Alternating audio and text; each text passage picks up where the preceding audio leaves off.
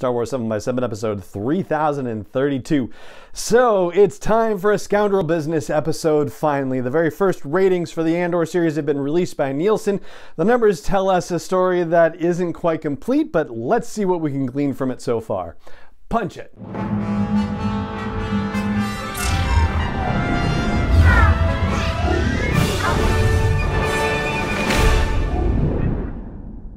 Hey Rebel Rouser, I'm Alan Voivod and this is Star Wars 7x7, your daily dose of Star Wars joy.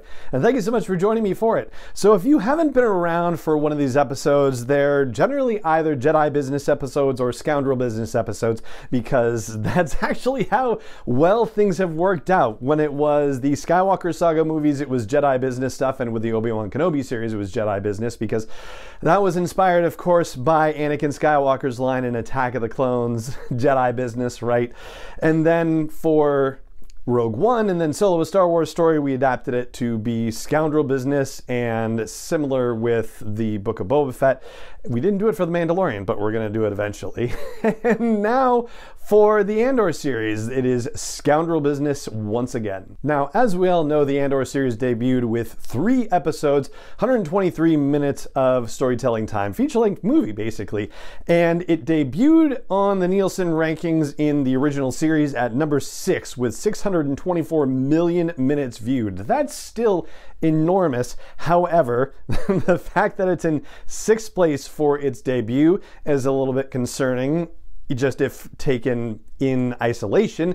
And then when you look at, say, for example, the first 3 weeks of the Book of Boba Fett, which got around 1.4 billion minutes viewed, then that can seem a little concerning again in isolation as well. So now we get into the caveats. So the Book of Boba Fett didn't have nearly the kind of competition that the Andor series is dealing with for streaming eyeballs. Certainly the Obi-Wan Kenobi series had some competition with Stranger Things Season 4, but here's what the Andor series is going up against. The House of the Dragon prequel series from HBO, the release of the latest season of Cobra Kai on Netflix, the Rings of Power Lord of the Rings prequel on Amazon Prime, and during this same week, the Jeffrey Dahmer series debuted on Netflix with the full 10 episodes, and that actually took the #1 spot for original series. That's more than a little insane when we're talking competition, all right? So that's the first caveat. The second caveat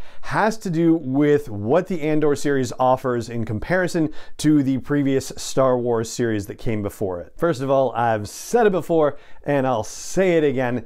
The Mandalorian, the very first episode of the series, that series does not become the giant cultural phenomenon without Baby Yoda. If it's any other baby from any other species in that pram, it is not the cultural moment that The Mandalorian turned out to be. So Baby Yoda and being able to use Yoda's species for that is the biggest, I don't know, as I was gonna say get out of jail free card, that's not right. I was gonna say Deus Ex Machina, or like God Machine kind of situation. I mean, there is no other magic card that they could have pulled out of the deck better than that one. So yes, I don't think it's fair to compare the Andor series to The Mandalorian, knowing that that is how they kick things off. Then you have the Book of Boba Fett series, and Boba Fett is a spectacularly popular character in Star Wars history, and the idea that he survived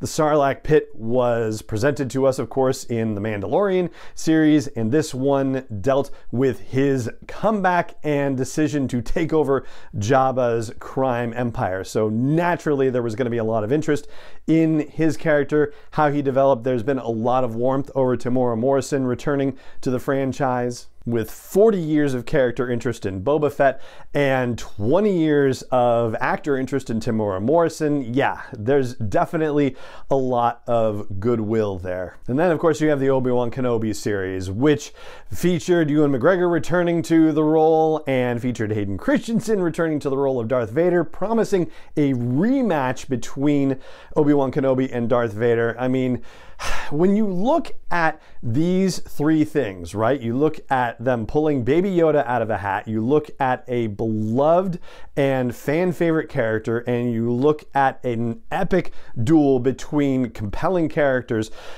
how are you not going to look at that and say the Andor series like maybe isn't going to pull the same kind of ratings as those 3 series? Of course it's not going to get those ratings, at least not right out of the gate. I mean, this thing has had a tremendous PR push behind it, the Andor series has, but it's about a Rogue One character, and there hasn't been a lot of time for fandom to develop around Rogue One. It features Mon Mothma, who is a very mysterious character for a lot of people, who appeared very briefly in Return of the Jedi and very briefly in the prequels, is best known probably for her appearances in the Clone Wars and Rebels. And all the early reviews of the people who got screeners and whatnot to check it out ahead of time, it was amazing how the feedback was similar. It was all, oh yes, it's very well produced, it's like a prestige series, it's a slow burn. In other words, it's the kind of show with the kind of characters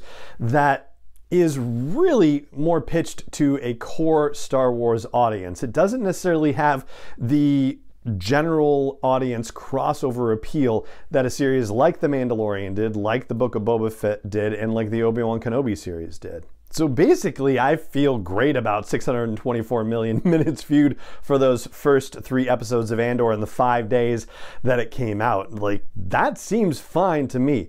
And I'm, of course, going to be very curious to see how it performs in successive weeks, though I don't think we're going to do Scoundrel Business episodes every single week from this point on. I think it probably makes more sense to look at it from a story arc perspective, which is how this whole thing is unfolding. So we'll check in on it again in 3 weeks when we get the Nielsen numbers all the way through the completion of the second story arc. So the bottom line, yes, the Andor series is out of the gate with a lower Nielsen viewing number than the Boba Fett series or the Obi-Wan Kenobi series, but we are comparing apples to oranges a little bit, both in terms of the number of episodes that were released at one time and the competition that the series is facing versus the other 2, and also the actual popularity of the characters and what was known about the series going into it. Yeah, it's definitely set up for Andor to be performing lower than Boba Fett and Obi-Wan Kenobi, and that's perfectly fine. So there you go. Don't worry about the Andor series. It's doing all right.